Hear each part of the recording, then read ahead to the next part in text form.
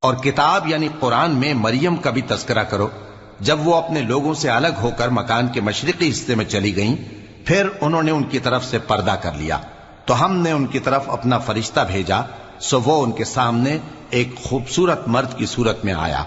مریم بولی کہ اگر تم پرہیزگار ہو تو میں تم سے بچنے کے لیے رحمان کی پناہ لیتی ہوں۔ فرشتے نے کہا کہ میں تو تمہارے پروردگار کا بھیجا ہوا یعنی فرشتہ ہوں، اور اس لیے آیا ہوں کہ تمہیں پاکیزہ لڑکا بخشوں۔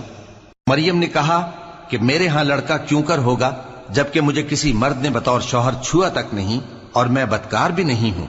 فرشتے نے کہا کہ یوں ہی ہوگا، تمہارے پروردگار نے فرمایا کہ یہ مجھے آسان ہے، اور میں اسے اسی طریق پر پیدا کروں گا تاکہ اس کو ہم لوگوں کے لیے اپنی طرف سے نشانی اور ذریعہ رحمت بنائیں، اور یہ کام مقرر ہو چکا ہے۔